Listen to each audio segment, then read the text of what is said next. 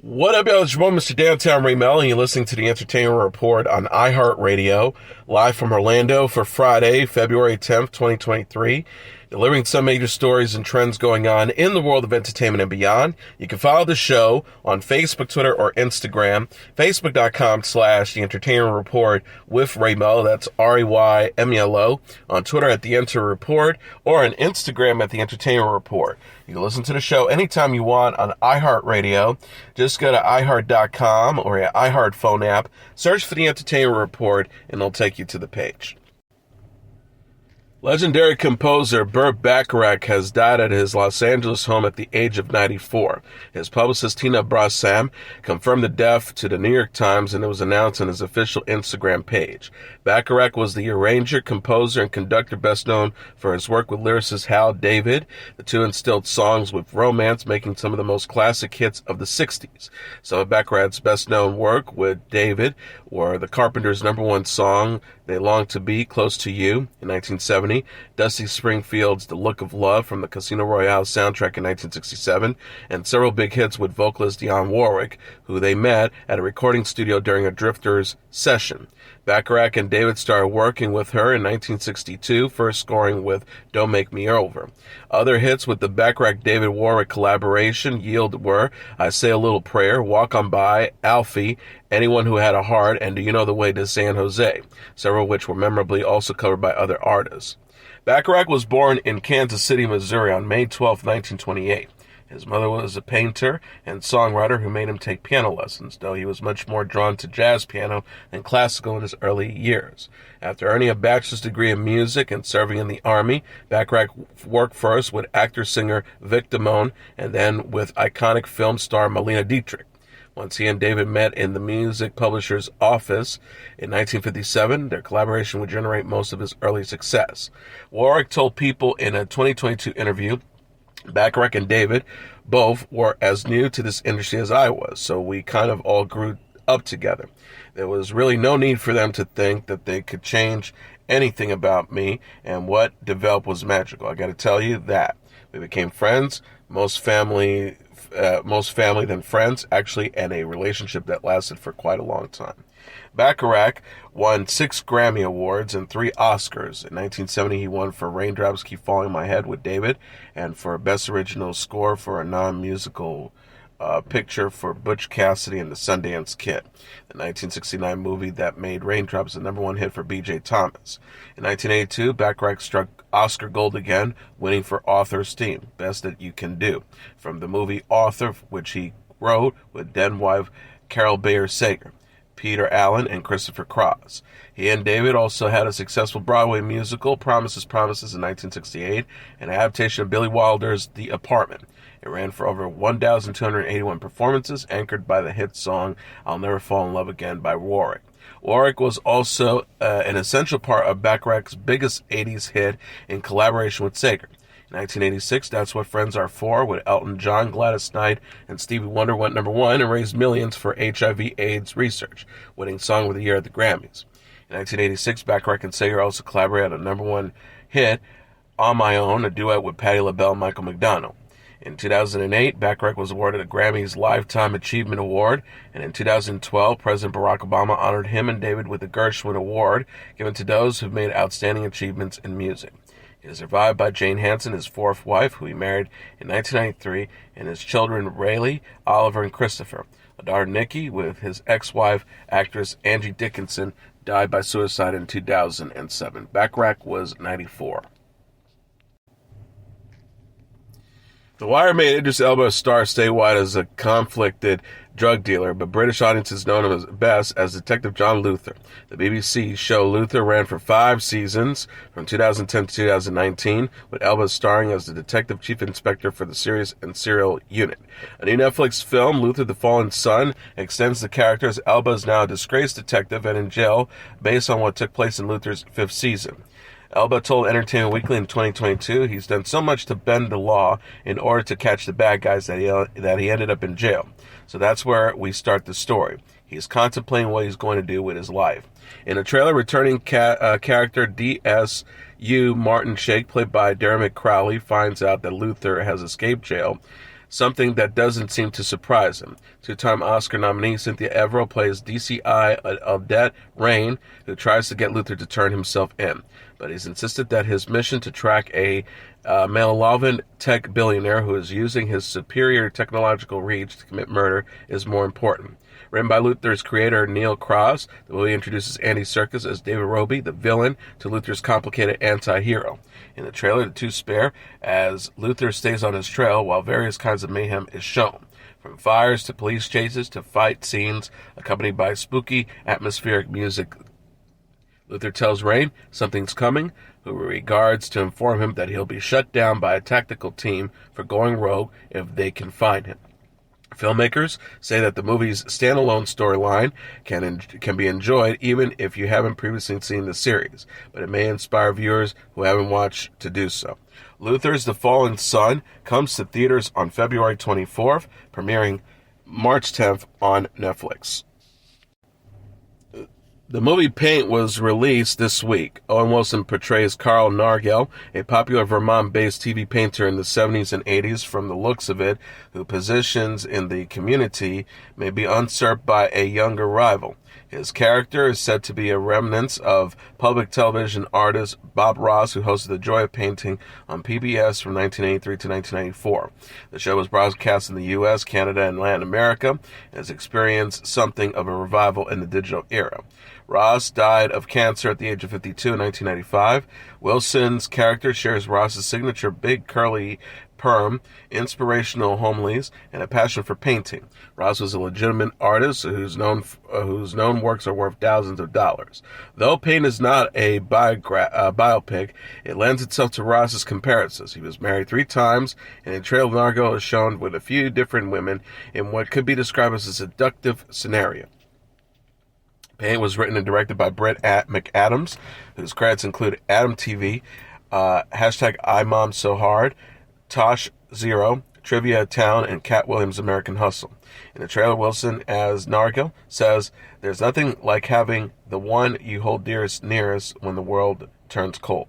Apparently, he will need to adage to help him manage the emotions of being potentially replaced by a younger female painter who trends the same TV territory. Nargil is then shown destroying his own work by throwing paint on them. Paint premieres on IFC on April 7th. It also stars Wendy McClendon-Levy, Sierra Renee, and Michaela Watkins. Wilson will next be seen in Haunted Mansions with Jamie Lee Curtis, Jared Leto, and Winona Ryder. MGM is giving a glimpse of the new film Air. The teaser trailer for the movie was released Thursday, featuring Ben Affleck and Matt Damon. Air explores the partnership between Nike and basketball star Michael Jordan. Affleck plays Nike co-founder Phil Knight, with Damon as Sonny Vaccaro, the sports marketing executive who signed Jordan. The official synopsis reads, Air reveals the unbelievable game-changing partnership between the then-rookie Michael Jordan and Nike's fledgling basketball division, which revolutionized the world of sports and contemporary culture with the Air Jordan brand. This moving story follows the career-defining gamble of an unconventional teen. With everything on the line, the uncompromising vision of a mother who knows the worth of her son's immense talent, and the basketball phenom who would become the greatest of all time. Jason Bateman, Chris Messina, Marlon Wayans, Chris Tucker, Viola Davis, Matthew Mayer, Gustav Sazgar, and Julius Tennant also star. Air is written by Alex Convery and directed by Affleck. The film opens in theaters April 5th. Affleck and Damon are longtime friends who previously collaborated on Good Will Hunting, The Last Duel, and other movies. RuPaul's Drag Race announced on Thursday that the show will expand to 90-minute episodes. The 90-minute episodes resume March 10th. There are still 4-hour-long episodes until March 10th. The show airs Friday at 8 p.m. Eastern Standard Time on MTV. The show tweeted on Thursday, #Drag Race returns to a 90-minute episode starting Friday, March 10th. Drag Race is in its 15th season. The latest season saw the reality competition show move from VH1 to MTV, where the time slot was reduced to an hour. A Change.org petition fell just shy of 35,000 signatures, demanding MTV restore the half hour back to the show. Drag icon RuPaul hosts a show in which drag artists compete in a series of challenges. Friday's episode welcomed What Do We Do in the Shadows star Harvey Gillian as a guest judge.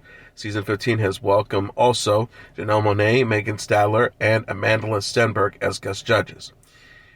Electra, Mistress Isabella Brooks, Sasha Colby, Salinas Estides, Jax, Malaysia Baby Doll Fox, Lucy LaDuca, Lure Noir London, Audra Maria, Marsha, and Spice are still competing in Season 15. Starz announced Thursday it is developing another series in its Spartacus franchise. CBS Tonight is returning to executive produce and showrun a new series. The show will be set after the defeat of Spartacus's rebel army, but will include some of the previous series' characters. In a statement, Tonight promised that, quote, "We are crafting something that truly is unique and unusual for the next chapter." Spartacus Blood and Sand premiered in 2010. Andy Whitfield starred as the gladiator-turned-leader in ancient Rome. Whitfield was diagnosed with non-Hodgkin's lymphoma and died in 2011. White, hoping for White's recovery, Starz produced the prequel Spartacus, God of the Arena. Forced to recast the lead role, Liam McIntyre plays Spartacus in 2 more seasons. The series finale aired in 2013. Spartacus also starred Lucy Lawless, Manu Bennett, Peter Messiah, Cynthia Addie Robinson, John Hannah, Jai Courtney, and more. Not all of their characters survived Season 4. The previous series was also produced by Sam Raimi and Robert Tappert, producers of Hercules: The Legendary Journeys, Xena, Warrior Princess, and Ash vs. Evil Dead. Starz did not mention Raimi or Tappert's involvement in the revival. A thriller mixed with comedy, the British series Wreck is coming to Hulu on March 4th. The series stars 19-year-old Jamie, played by Oscar Kennedy, who is working aboard the MS Sacramentium, but not just to earn money. He's there to find any clues he can about his sister, who worked on the ship and went on missing in the previous tour. White gets tips about crew's life from other workers. Jamie has to play detective to figure out what happened to his sister. He also has to contend with the sinister Duck terrorizing the ship while the other workers seem oblivious. The Duck makes an appearance in the trailer along with a group of men led by a man with an axe, a crew member who's clearly had enough, and crew supervisors who range from aggressive to creepily cheerful. Wreck comes from Fremantle Productions along with support from Northern Ireland Scream. The 6-episode series was written and directed by Ryan J. Brown. The show stars Kennedy of Ladhome as Jamie, along with Thea Graham as Danny, Harriet Webb as Karen, and Jodie Tackett as Peepa. Newcomers include Louis Boyer as Sam, Anthony Rickman as Ollie, Amber Grappy as Lauren, and Diego Andres as Jerome. Wreck premieres on Hulu on March 1st. Amazon is developing a new series inspired by Spider-Man Noir. Variety reported Thursday that a live-action series based on Spider-Man's noir comics is in the works on Prime Video. Deadline and IndieWire confirmed the news. The new series will follow an older, grizzled superhero living in 1930s New York City. The show will take place in its own universe and feature an alternate Spider-Man who is not Peter Parker. Oren Uzel developed the series with Amy Pascal and Spider-Man Into the Spider-Verse producer Phil Lord and Christopher Miller, and will write and executive produce the show. The series will be the first live-action depiction of Spider-Man Noir. Milo Ventimiglia voiced the character in Ultimate Spider-Man when Nicolas Cage voiced him in both Spider-Verse films. Amazon is also developing the series Silk Spider Society based on the Spider-Man character Cindy Moon. Sam Neill has joined the cast of the new series Apples Never Fall. Peacock said in a press release Thursday that Neill will star in the upcoming limited drama series. Apples Never Fall is based on the Liane Moriarty novel of the same name. The show hails from writer and showrunner Melanie Marnich, who is also executive producing with David Hyman. The new series follows a seemingly perfect couple, Joy and Stan Delaney, former tennis coaches with 4 adult children. The official description reads, after decades of marriage, they have finally sold their famed tennis academy and are ready to start what should be the golden years of their lives. But after Joy disappears, her children are forced to re-examine their parents' marriage and family history with fresh eyes. Annette Bening was previously announced to star as Joy. Neil will play Joy's husband, Stan. Moriarty's novel Big Little Lies and 9 Perfect Strangers have previously been adapted for television. Neil's previous TV roles include Thomas Wolsey on The Tudors and Chester Campbell on Peaky Blinders. The family of Helena Hutchins, the cinematographer who was shot and killed on the set of the film Rust, is suing Alec Baldwin and others who were involved with the film. Baldwin reached a settlement with Hutchins' estate in October after Hutchins' husband, Matthew, filed a wrongful death suit against the actor. The new lawsuit comes from Hutchins' parents and sister, according to NBC News. Hutchins was killed on the set of the film on October 21st, 2021, when she was shot by a prop Colt .45 revolver held by Baldwin. He and an armorer working on the film were charged with involuntary manslaughter last week in New Mexico. Hutchins was 42 years old. The family is seeking compensation for battery, intentional infliction of emotional distress, and negligence in its suit against Baldwin and the film's producers, the Los Angeles Times reports. The lawsuit was filed by the Los Angeles County Superior Court. Gloria Allred, the family's attorney, said in the lawsuit, "We want accountability and justice for them." Baldwin and the armorer, Hannah Gutierrez-Reed, could face a mandatory 5-year prison sentence if they are found guilty of manslaughter in the New Mexico case, according to the Los Angeles Times. The settlement between Baldwin and Matthew Hutchins include terms to add Hutchins as an executive producer on Rust, which was slated to resume filming in January. Allred has been involved in many high-profile trial cases. She represented the family of Nicole Brown Simpson in the O.J. Simpson murder trial. She was at the side of Scott Peterson's girlfriend Amber Frey during his trial. She also represented a photographer who was allegedly battered by Motley Crue drummer Tommy Lee. Pink and iHeartRadio will hold an album release party for the singer's album Trust Fall. iHeartMedia announced in a press release Thursday that it will host the iHeartRadio album release party with Pink event February 17th at the Empire State Building in New York. Radio personality Elvis Duran will host the party, which will see Pink attending a special lighting ceremony at the Empire State Building. Pink will also perform and give an interview on the building's 80th floor. The event will conclude with the Music to Light show set to Pink's single, Never Gonna Dance Again. The iHeartRadio album release party with Pink will broadcast at 8 p.m. Eastern Standard Time on iHeartMedia, New York's Z100 and 103.5 KTU, with the interview also airing February 21st at 7 p.m. local time on Hot AC and CHR iHeartRadio stations.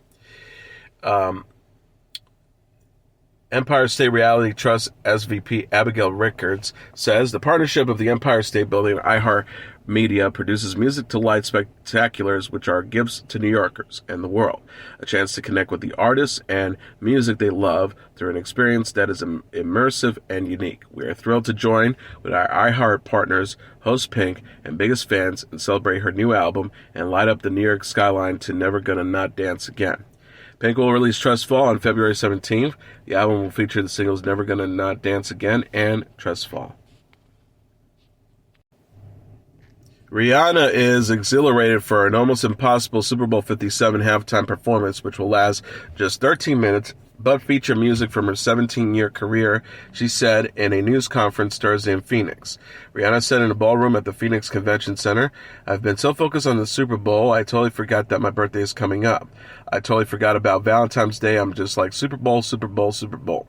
More than 200 million people are expected to tune in for Super Bowl 57 on Sunday in Glendale, Arizona.